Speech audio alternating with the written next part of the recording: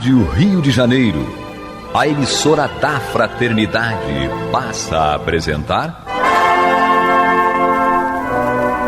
Luz na Penumbra, programa que leva ao seu coração a mensagem da doutrina espírita.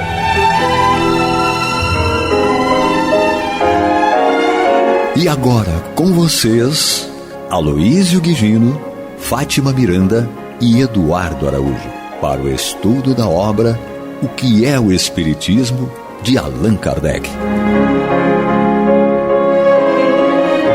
Olá, prezados amigos da Rádio Rio de Janeiro, sejam todos muito bem-vindos. Está entrando no ar o programa Luz na Penumbra, para juntos estudarmos o livro Que é o Espiritismo, de Allan Kardec.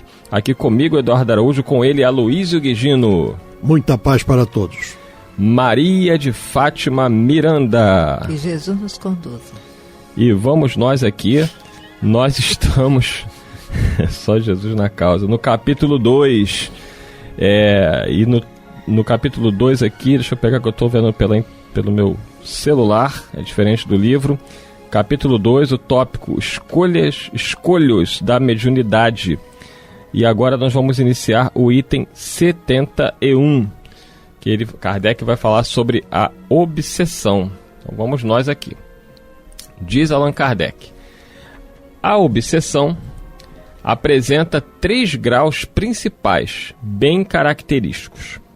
Lembrando que a gente está falando aí dos perigos da mediunidade, e a obsessão, com certeza, é um dos maiores escolhos da mediunidade. A obsessão simples, a fascinação e a subjugação.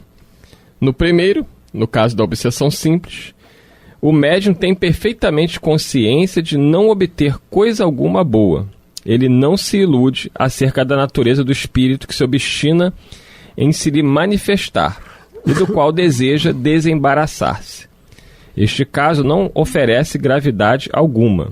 É um simples incômodo, do qual o médium se liberta, deixando momentaneamente de escrever. O espírito, cansando-se de não ser ouvido, acaba por se retirar. Então, assim, a obsessão simples, na realidade, o médium, muitas vezes ele consegue perceber no caso da prática mediúnica. Mas no dia a dia, ele pode ter alguma dificuldade em perceber isso. Até porque a obsessão simples ela tem muito a ver com questão de gostos, né? São espíritos que se aproximam do médium, às vezes, por simpatia naquilo que o médium gosta também de fazer. Se o médium for um médium um pouquinho mais vigilante, como diz Kardec aqui, ele vai perceber que tem um espírito ali que está tentando de alguma maneira atrapalhar. Não é nada grave. O médium, mantendo essa vigilância, mantendo o estudo e a determinação no bem, esse espírito cedo ou tarde vai ceder. Mas a obsessão simples, eu sempre digo, o nome diz que é simples, mas assim como uma gripe que pode ser simples, também pode se transformar numa pneumonia. Então, incomoda. A obsessão simples incomoda, como uma gripe incomoda. E se não for tratada, tanto a obsessão simples quanto uma gripe pode transformar a gripe numa pneumonia e a obsessão simples numa obsessão mais grave, conforme vamos ler agora. Fala, Luiz Guigino. A fascinação, fascinado, né? A fascinação, a gente vê que já o próprio nome já demonstra alguma coisa que nós nos ligamos, certo? E até aceitamos, né? A fascinação obsessional é muito mais grave, porque nela o médium é completamente iludido. Lembrando que a obsessão é uma ação sistemática para o mal proveniente de espíritos inferiores. E o espírito inferior, nos influenciando para o mal, só pode tentar o quê? Nos iludir. O espírito que o domina apodera-se da sua confiança a ponto de impedi-lo de julgar as comunicações que recebe. Nós estamos falando aí, no caso, dessa obsessão ligada à mediunidade. Então, impede de julgar as comunicações que recebe, fazendo-lhe achar sublimes os maiores absurdos. O caráter distintivo desse gênero de obsessão é provocar no médium uma excessiva susceptibilidade e levá-lo a não acreditar bom, justo e verdadeiro, senão o que ele escreve, a repelir e mesmo considerar mal todo conselho e toda observação crítica, preferindo romper com os amigos a convencer-se de que está sendo enganado, a encher-se de inveja quanto os outros médiuns cujas comunicações sejam julgadas melhores que as suas, a querer impor-se nas reuniões espíritas das quais se afasta quando não pode dominá-las. Essa atuação do espírito pode chegar ao ponto de ser o indivíduo conduzido a dar passos mais ridículos e comprometedores. Então, isso aqui é um estímulo, a fascinação é um estímulo ao orgulho, à vaidade, certo? A que o médium se ache o dono da verdade e não aceite qualquer comentário, qualquer crítica, por mais cristalina e verdadeira que seja. É aquele negócio que a gente chega a um ponto, fazendo uma comparação, certo? Num pelotão que está marchando, tem um indivíduo com um passo trocado, certo? E ele olha para todos em volta e acha que todo o pelotão está com o passo errado, né? A fascinação em resumo, em síntese, é isso aí. Ele acha que ele é o único que está correto dentro das suas comunicações, que aquilo que ele traz que é o verdadeiro, que ele não admite que outro espírito comunicante, através de outro médium, conteste alguma coisa que tenha vindo através dele. Então, resumindo, é o dono da verdade, certo? E não aceita nenhuma outra condição. Essa fascinação na mediunidade, ela é muito, muito importante de ser entendida e ela só pode ser superada e corrigida com o auxílio de outros, certo?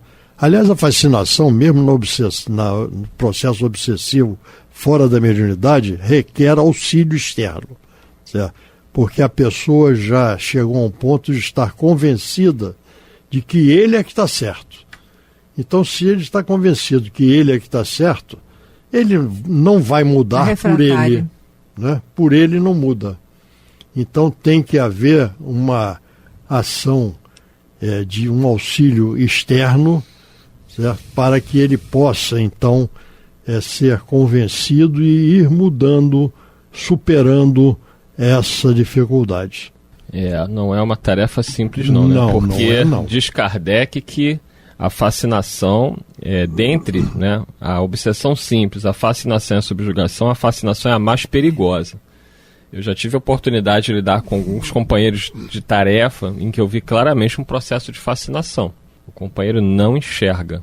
Ele entende que todos estão errados e que ele é um perseguido, incompreendido e que na realidade o trabalho está tomando um rumo terrível, que o trabalho vai se perder porque os médiuns são todos obsidiados, os médiuns são todos anímicos e que somente ele poderia realmente reverter a situação caso fosse escutado. Eu vi isso acontecer. E eu ficava olhando para o companheiro e eu percebia claramente que não havia nada a fazer ali a não ser orar por ele. Porque ele não consegue compreender. Ele diz que entra em contato com espíritos de uma ordem muito elevada, de que os doutrinadores não têm condições de doutrinarem os espíritos que vêm por ele. Passei por essas situações, vi isso acontecer mais de uma vez. E normalmente esses médios não acabam bem. Porque eles acabam se isolando, porque é natural. E são isolados. Né? E são isolados, é isso que eu ia falar agora, porque os grupos não têm como lidar com isso, até porque você não pode destruir um trabalho por causa de um companheiro. Você conversa, você tenta alertar, mas se a pessoa está totalmente fascinada, isto é, ela não enxerga, é natural que ou ela venha se afastar por conta própria, né, por se sentir um estranho no ninho, melindrado, né, perfeito, né, um termo muito utilizado hoje, a pessoa ficar melindrada, ou o próprio grupo vai ter que afastar essa pessoa pelos inconvenientes que ela causa dentro da equipe de trabalho.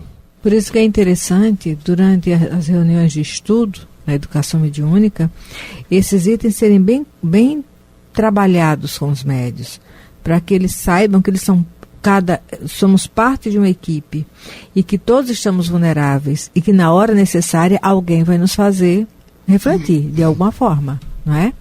E isso deve ser muito bem colocado e nunca é demais se falar durante as reuniões de educação mediúnica. Tudo que foi estudado, sempre ressaltar isso. Olha, nós temos as nossas limitações e em algum momento poderemos estar iludidos e precisamos do amparo do grupo. Por isso que os espíritos dizem que o grupo que lida com a mediunidade deve se ver e respeitar como família. Devem também estar juntos em outras atividades, como por exemplo na parte de visita ao doente, ao sofredor, para que não se perca de vista.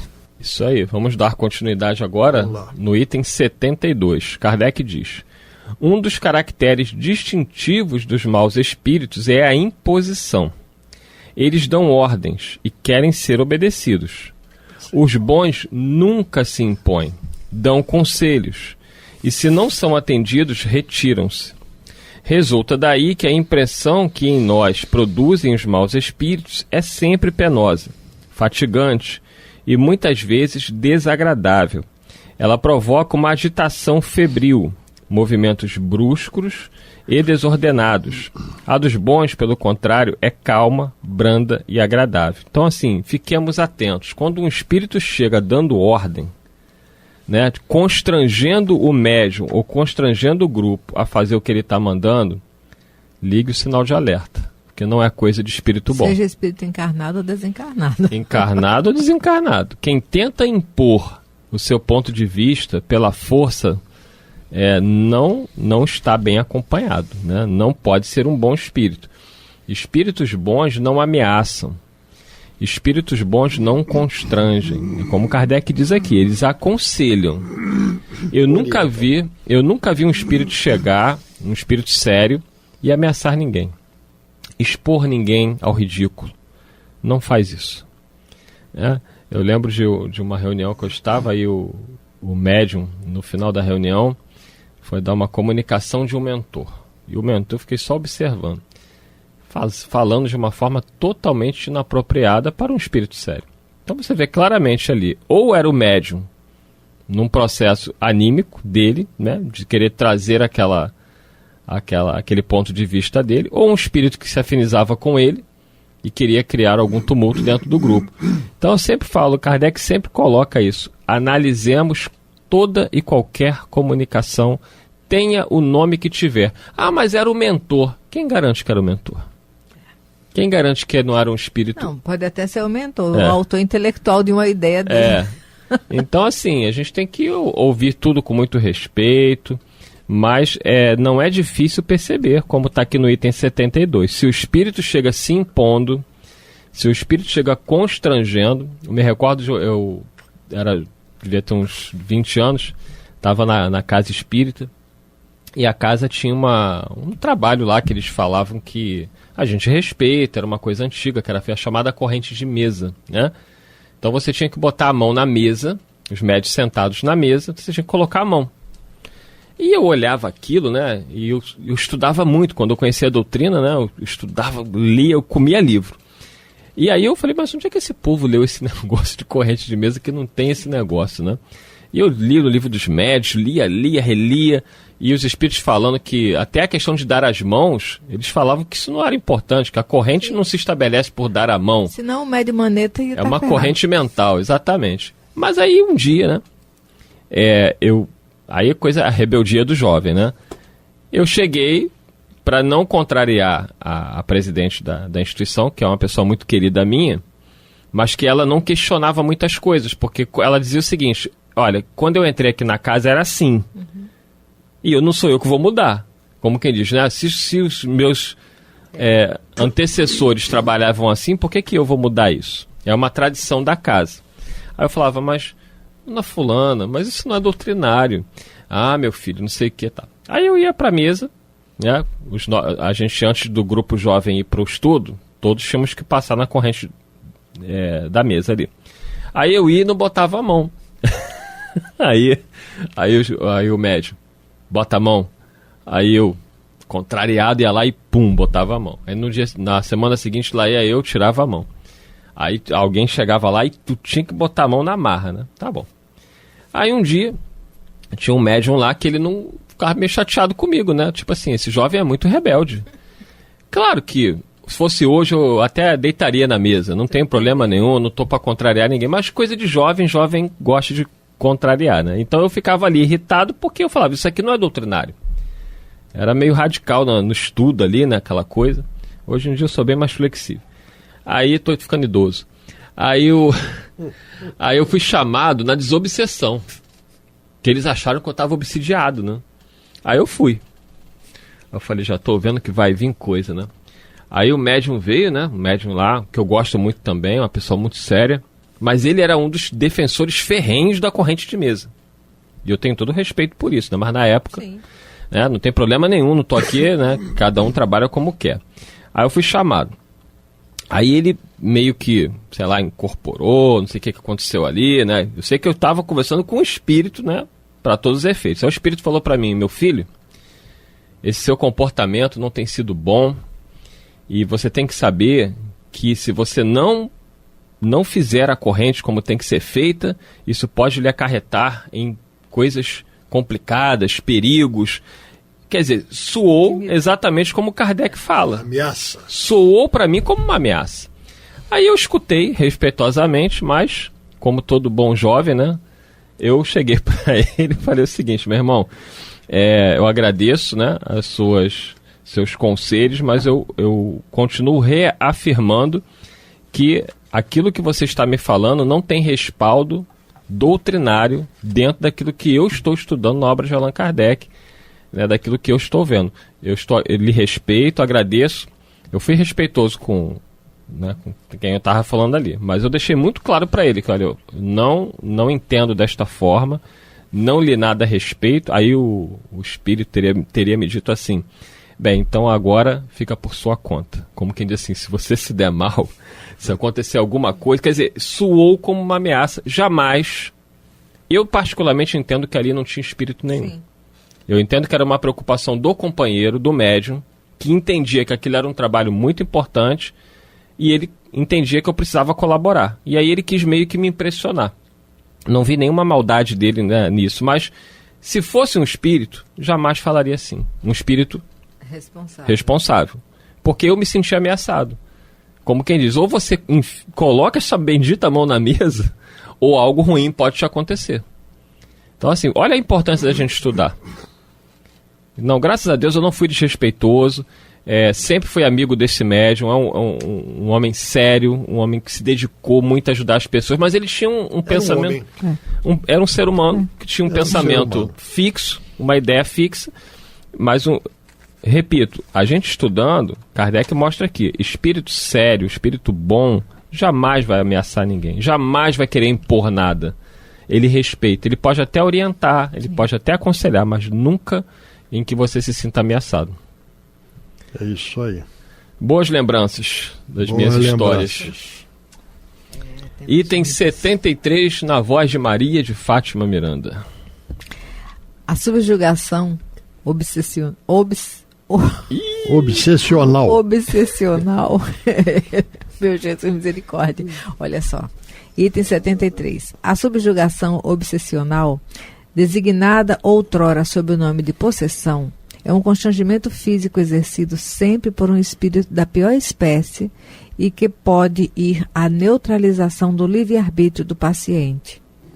Ela se limita, muitas vezes, a simples impressões desagradáveis, porém, muitas vezes provoca movimentos desordenados, atos insensatos, gritos, palavras injuriosas ou incoerentes, de que o subjugado às vezes compreende o ridículo, mas não pode abster-se. Este estado difere essencialmente da loucura patológica, com que erradamente a confundem, pois a possessão não há na possessão não há lesão orgânica alguma, sendo diversa a causa, outros devem ser também os meios de curá-la. A aplicação do processo ordinário das duchas e tratamentos corporais poderá muitas vezes determinar o aparecimento de uma verdadeira loucura, onde só havia uma causa moral. Então está falando da possessão, pessoal. No caso aqui a subjugação, ela é muito perigosa também, né, porque assim, Kardec coloca que a fascinação, segundo os espíritos, ela é a mais perigosa, por tudo que nós conversamos, né? A questão da ilusão, do médium não ouvir. A subjugação, ela acaba não sendo tão perigosa quanto a fascinação, porque o médium, muitas vezes ele percebe claramente, porque ela pode ser uma subjugação corporal, né, onde o médium ele é levado a tomar as atitudes mais ridículas e ele fica constrangido com isso, ou uma subjugação mental. E o médium perde o controle sobre a sua capacidade de raciocinar. Então, em ambos os casos, a chance do médium despertar e buscar ajuda é grande. Porque ele se sente constrangido, o termo já diz, ele está subjugado, ele não tem forças para lidar com uma força que naquele momento é superior a dele. E essa subjugação também, ela não é todo o tempo. Sim. Ela vem ocorrendo eventualmente. Então, fora desse período da ação mais forte de um espírito nesta obsessão, o médium ele tem a condição de ele próprio analisar o que ele fez, o que ele produziu. E ele próprio também poder trabalhar e buscar ajuda para superar essa dificuldade. Então, a mais perigosa realmente é a fascinação. Porque a fascinação, você que está certo e todo mundo está errado. A chance de cair no precipício é muito maior. É muito maior. Tá? A subjugação, ela, como o próprio nome diz, ela é terrível, ela subjuga, mas a chance do médium perceber o que está acontecendo e buscar ajuda é muito maior. Isso, é maior, porque... Ou pelo menos ficar receptivo à ajuda que alguém oferece. É isso aí.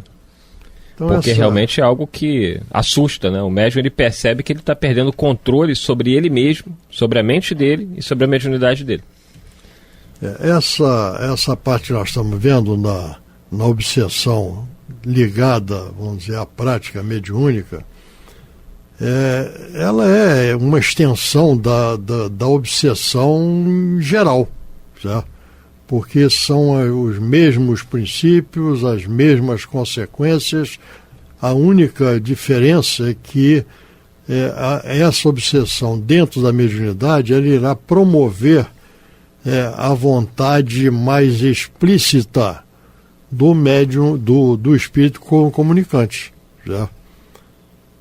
E como muitos de nós ainda não conseguem separar aquilo que vem da espiritualidade e que deve ser adotado daquilo que vem da espiritualidade e que deve ser evitado, torna-se um perigo maior ainda para quem está ao redor. É aquilo que nós lembramos do Evangelho de João, né? Que diz, não creiais em todos os espíritos, verificai primeiro se são de Deus. Isso aí. Né? Então esse é um grande escolho, certo, que nós encontramos dentro desse processo de obsessão na mediunidade, porque muitos de nós médium, veio do espírito comunicante, é verdade? Não necessariamente. Por isso essa análise, essa crítica que sempre deve existir e ocorrer. Tá? E dito isso, chegamos ao final de mais um programa. Passa rápido, mas com a bênção e com a permissão de Jesus, nós estaremos aqui na semana que vem. E que assim seja. Muita paz a todos. Que Jesus nos conduza. Até a próxima, se Deus quiser e Ele há de querer. Você está ouvindo o programa Luz na Penumbra.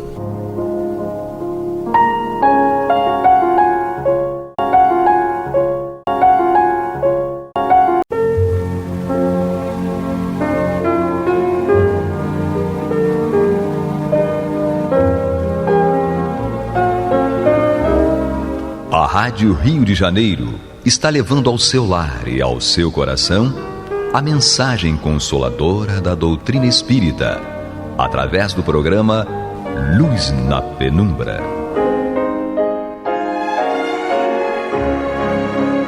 E agora com vocês, Bill Fabiano e Renato Souza, para comentar os textos da Revista Espírita de Allan Kardec no período de 1859 a 1869. Muito bem, prezados ouvintes da Rádio Rio de Janeiro, emissora da Fraternidade, estamos chegando com o programa Luz na Penumbra. Eu, Renato Souza, meu parceiro Bill Fabiano Cordeiro, a gente fazendo uso da tecnologia. Olha que bacana, eu aqui nos estúdios da Rádio Rio de Janeiro, gravando. E o Bill Fabiano onde? Fala, meu parceiro, tudo bem? Saquarema, na beira da praia aqui, escutem um barulho do mar. Muito bom, com certeza. E aí a gente está, né, dando prosseguimento aqui o estudo da Revista Espírita, ano ímpar. Estamos em dezembro de 1859, já estamos providenciando lá 1861, tá? Já estamos providenciando, já a gente começa, né, Bill? Exatamente, isso aí. Sempre um prazer estarmos juntos, meu parceiro. Valeu, prazer é todo meu também. Estamos falando sobre a eficácia da prece, né, Bill? Sim. Então eu vou dar prece. Conversamos bastante no programa passado e é um tema que, nossa, dá pra gente, né, dissertar muito a respeito, né, com certeza. Eu vou dar continuidade à leitura, tá? E daqui a pouquinho a gente dá uma paradinha, faz um comentário, tá bom? Vamos lá. Então vamos lá. Esse encanto tão suave que encontramos em nosso intercâmbio fraterno com os mortos, como se torna ainda mais doce quando nos persuadimos de que, sem dúvida, Deus não deixa esses entes queridos absolutamente ignorantes do bem que lhe fazemos. Quem não desejou ao orar por um pai ou um irmão falecido, que ele ali estivesse para escutar, e ao fazer por ele os seus votos, ali estivesse para ver. Quem não disse a si mesmo, ao enxugar uma lágrima junto ao caixão de um parente ou de um amigo perdido, se ao menos ele pudesse ouvir-me, quando meu amor lhe oferece com as lágrimas a prece e o sacrifício, se eu tivesse a certeza de que ele o sabe e que seu amor compreende sempre o meu. Sim, se eu pudesse crer que não somente o alívio que lhe envio chega até ele, mas se também pudesse convencer-me de que Deus se digna enviar um dos seus anjos para lhe contar, ao levar-lhe meu benefício, que esse alívio vem de mim. Ó Deus, como sois bom para os que choram! Que bálsamo em minhas chagas, que consolo em minha dor. Bacana, né, Bill? De novo, ele continua falando a questão de você crer que a prece chega até ele, ao ente querido, que o pensamento de saudade chega até o seu ente querido, que os votos de que ele esteja sendo cuidado por Deus, pela espiritualidade socorrista, não é? A crença disso tudo traz um alívio muito grande, mas para isso precisa de quem, Bill, de esclarecimento, né? E daquele grãozinho de mostarda, né? Porque quando a gente não vê, né, a gente não está vendo, a gente não acredita, né? Então, se eu estou orando por um ente querido, aí eu fico na boa, mas será que ele está recebendo aquilo? Cara, isso não pode haver em nós, e ainda há muito. A gente não pode ter dúvidas, a gente tem que ter certeza.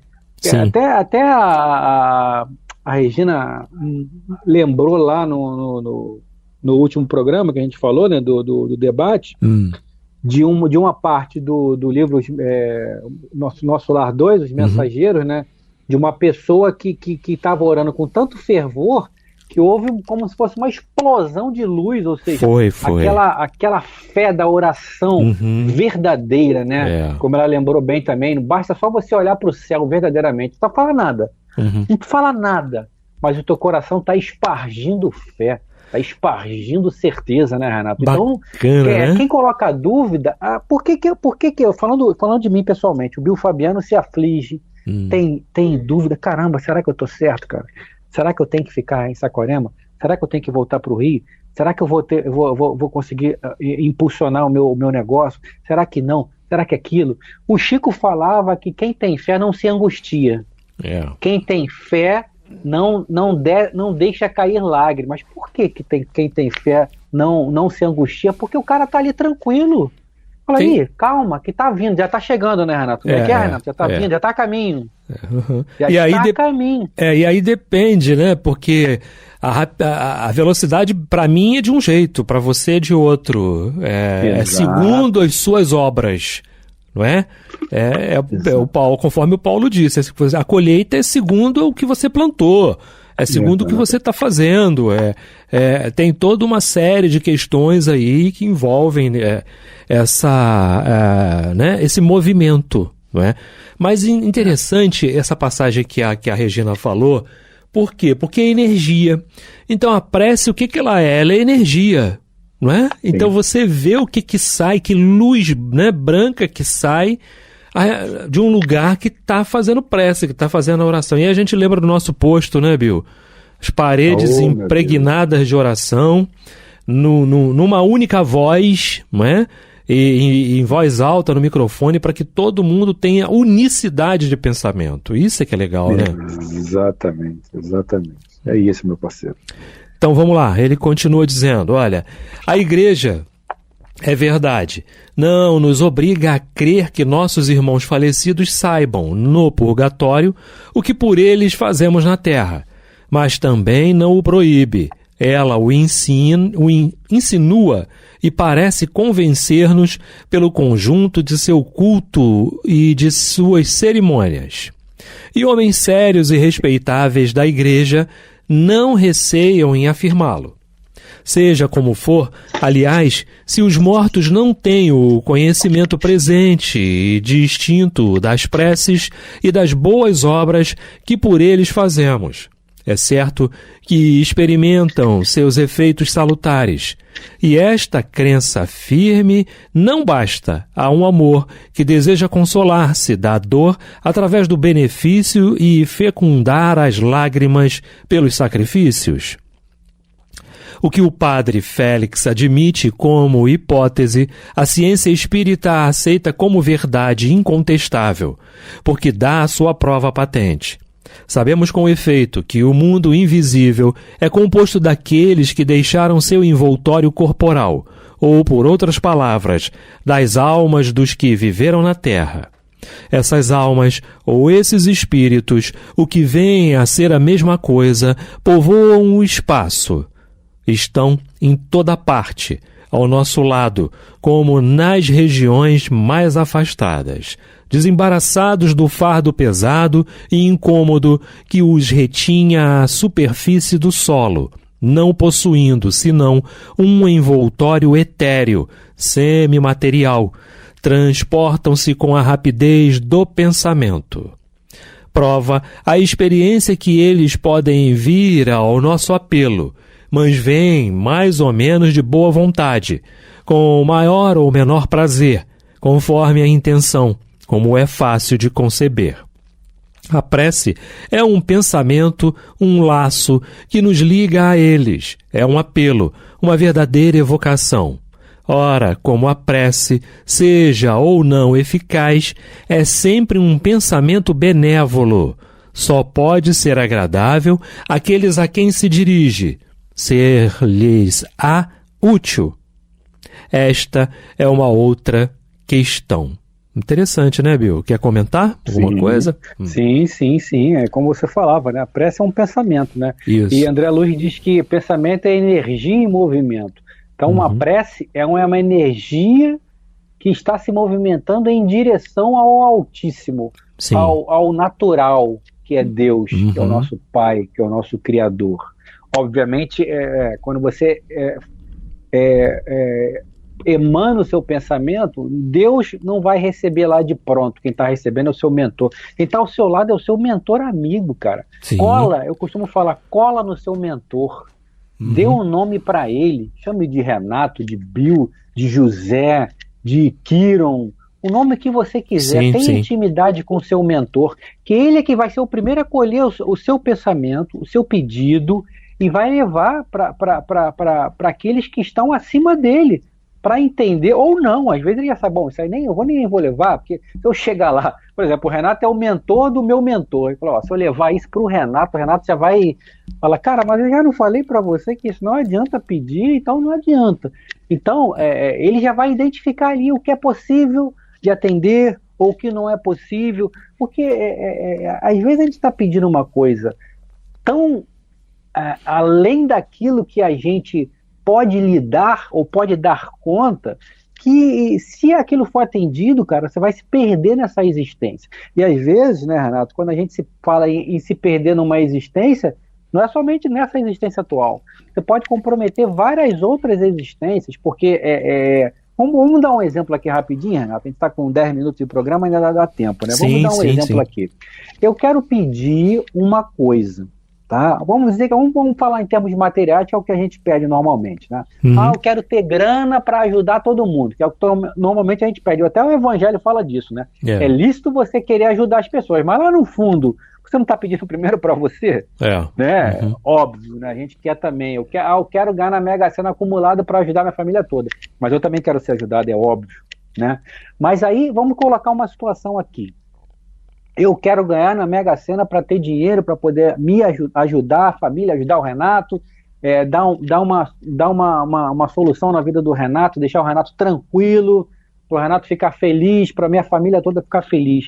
Mas vem cá, essa grana vai ajudar-nos realmente? Vai ajudar o Bill? Vai ajudar o Renato? Ou será que se a gente colocar muita grana na mão do Bill e o Bill ajudar o Renato, isso vai fazer com que esses dois se desviem do propósito deles? Sim. E em se desviando do propósito deles, eu e o Renato podemos desviar muitos outros do próprio propósito. Nossa. Olha o problema que a gente está aqui, que a gente não, nem vou botar a culpa em você. Olha o problema que eu estou arrumando, né, Renato? Eu vou me desvirtuar, que já é um problema, eu vou desvirtuar você, que é um outro problema maior ainda, que enquanto você está afetando só você, ok, é um problema? É um problema.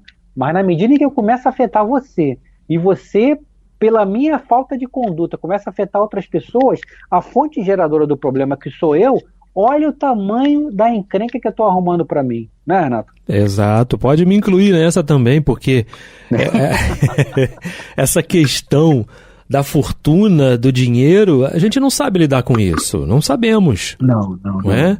Não sabemos. Se soubéssemos, a gente teria várias reencarnações com dinheiro no bolso.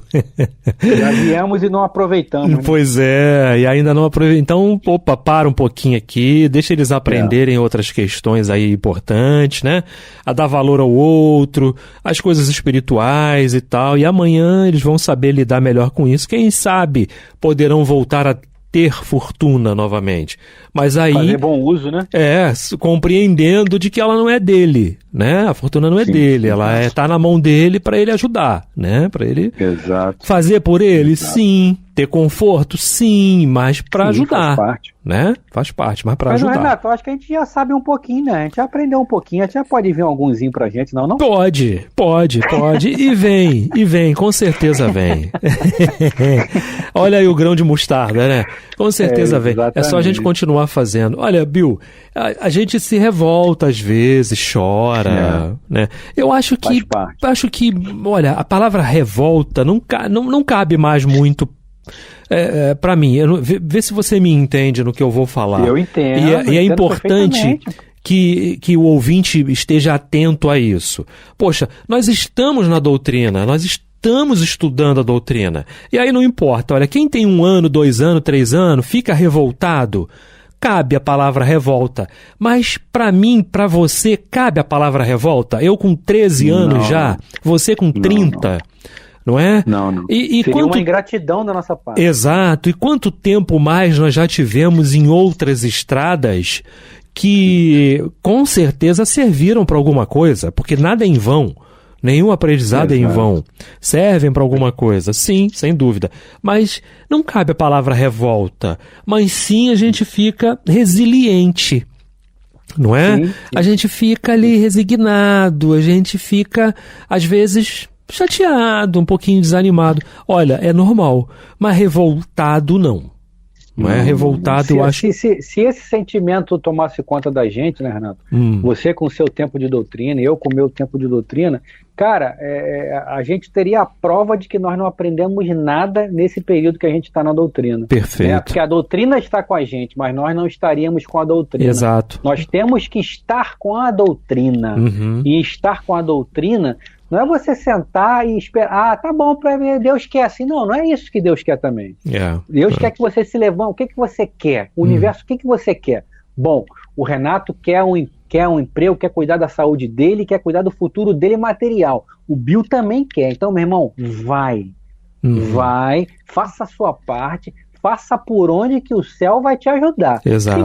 Se vai vir da forma íntegra ou integral, como você deseja, eu quero comprar uma casa melhor, quero ter um carro maneiro, quero ter um dinheirinho guardado para eu não poder passar perrengue, para eu quando desencarnar não deixar problema para ninguém. Sim. Porque eu já passei por isso. Entes queridos foram embora, eu fiquei num pesado perrengue aí pagando enterro, porque a gente sabe que até para enterrar é complicado, com dívidas. Nem morrer pode. Hoje. O corpo físico não pode nem morrer.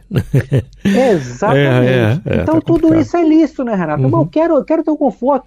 Você não precisa levar uma vida franciscana para você agradar a Deus. Agora, quando você atingir o nível de ter condições de levar uma vida franciscana, aí já é uma outra história. Aí é Francisco de Assis, é Paulo de Tarso, é Joana, é Madre Teresa. Aí você vai tirar isso com os pés nas costas. Só que ainda nós precisamos muito ainda da matéria e do material, né, Renato? Ah, sim, infelizmente, né? Ainda precisamos ter, né? Aquela coisa do ter, não é? Amanhã a gente vai compreender que essas coisas materiais são simplesmente ferramentas para que a gente possa continuar aprendendo. A gente já está aprendendo com isso? Já, mas ainda estamos assim meio tranco e barranco, né? Mais barranco do que tranco. E de vez em quando, mas a gente vai chegar lá, com certeza a gente vai chegar sim, sem dúvida. Você falou aí muito bem a respeito disso, que legal que você concorda. É uma opinião minha, não é? Eu não sei se você se lembra, mas um dia desse eu coloquei no nosso grupo de estudos, né? No GEAB, aquela passagem do Emmanuel com Chico sobre a vida passada, não é? Não cheguei a ver. Num dia de manhã eu coloquei lá sobre a vida passada, né? Olha, a gente foi algoz, não é? E hoje reclamamos que somos vítima. Ao invés de reclamar que é vítima, vira essa chave, não é? Vira essa chave, porque você vai ficar naquela frequência, naquela energia de que eu sou vítima, tá bom, eu mereço. Não, a oportunidade é agora, o momento é agora, é você que faz acontecer, não é? Vamos lá, vamos modificar isso aí, começa a trabalhar, começa a fazer diferente, não é? E a gente tem sempre essa oportunidade, abençoada oportunidade de recomeçar, né, Bill? Exatamente, a gente não é a mesma coisa, mas fazendo uma analogia aí, a gente pega a pergunta 723, que fala lá da necessidade de comer carne ou não, se é lícito comer carne ou não. Os espíritos falam que na atual condição ou constituição física que você tem hoje, ou seja, a nossa matéria física, a nossa matéria espiritual, eles dizem que a carne alimenta a carne. Não é isso que eles falam, Renato? Ou seja, enquanto você está muito materializado, cara, você vai precisar de tudo aquilo que é da matéria. Então não adianta você também ficar se autoflagelando e você ir para a rua e falar, eu não tenho condições não, mas eu vou virar mendigo porque eu tenho que melhorar. Cara, não é isso, porque você não vai fazer de coração e você vai fazer murmurando. E não é dessa forma que tem que ser. Tem que haver resignação. E a espiritualidade vai colocando peso na tua mochila de acordo com a tua capacidade de devolutiva.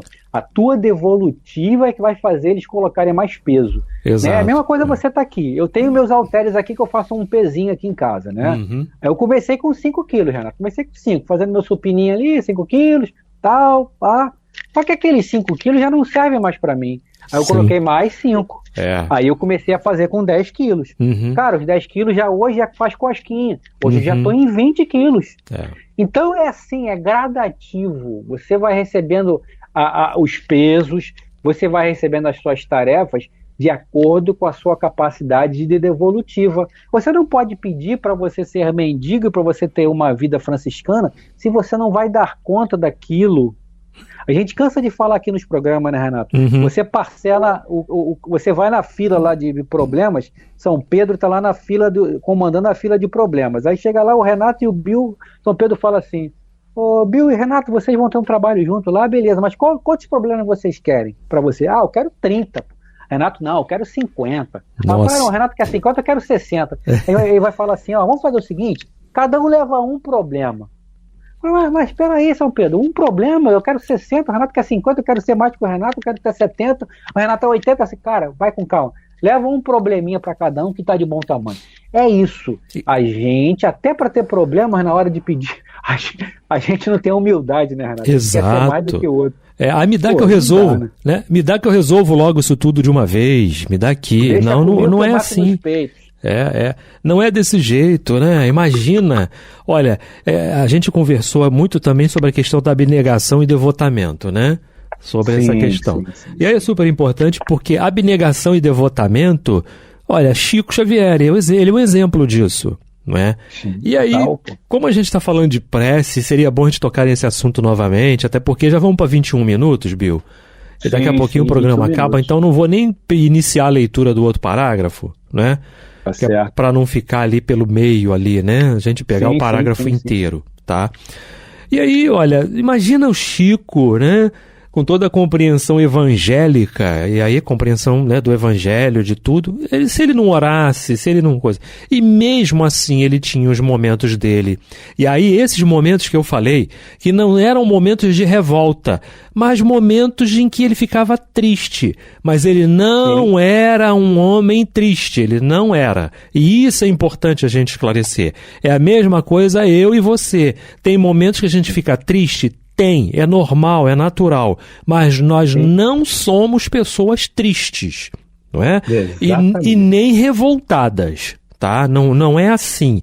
De alguma forma, de alguma forma, o conhecimento que a gente tem, o estudo que a gente já tem, a compreensão que a gente já tem, já vai fazendo com que a gente, eu tenho que seguir, eu preciso tocar pra frente, não é? Então tu imagina, Bill, um minutinho pra você, se o Chico não orasse, como é que ia ser? Meu Deus do céu, você falando aí sobre devotamento e abnegação, aí eu rapidamente vim aqui num texto de Joana Diante, que é um texto bem conhecido, que ela, entre outras coisas, o nome do texto é esse, pra galera buscar até depois, é esse mesmo, devotamento e a devotação. Devotamento e abnegação, segundo Joana de Anjos. E ela diz mais lá pro final do texto o seguinte: o devotamento ao dever impõe lealdade e perseverança nas lutas de superação das paixões inferiores, ou seja, aquilo que você ainda tem de ruim dentro de você, aquilo que você ainda tem de inferior. E a abnegação abre o caminho para a vivência da caridade em todas as suas expressões, demonstrando a grandeza do amor. Olha que definição linda, né, de devotamento e abnegação, segundo Joana de Ângeles. O devotamento para você ter devotamento, você tem que ter lealdade e perseverança. Para você ter abnegação, você precisa vivenciar a caridade, meu parceiro. É isso que vai demonstrar a grandeza do amor que você tem pelo próximo. O amor que você tem a Deus. Né? Ou seja, ama a Deus e ama teu próximo como a ti mesmo. E Jesus depois nos coloca ainda mais pressão ainda. Ama-te como eu vos amei. Olha só. Né? Sim. E aí vem a questão da justiça das aflições, né? Não tem essa. Aí erraram. Bill, erraram comigo. Não erraram, não. Não erram. Não tem erro.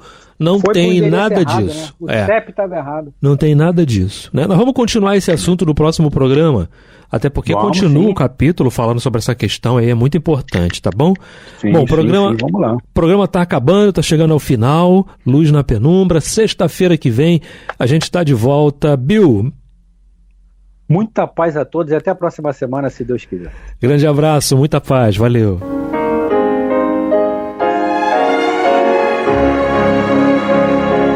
E vamos ouvir agora a prece de encerramento de nosso programa, na voz de Geraldo de Aquino. Jesus, dá-nos coragem para a luta, piedade para os insultos e misericórdia para as injustiças e ingratidões. Limpa nossa alma de inveja e ambições mesquinhas, de ódio e de vingança o nosso caminho.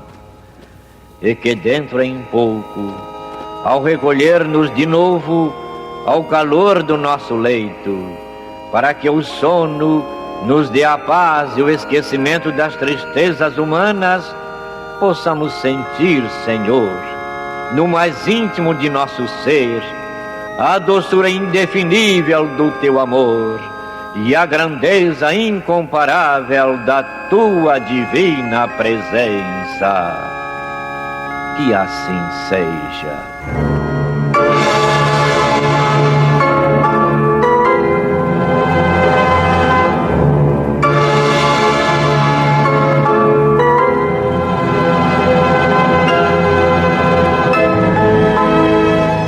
Acabamos de apresentar o programa Luz na Penumbra, que voltará a ser apresentado na próxima segunda-feira, às 21 horas, nesta emissora.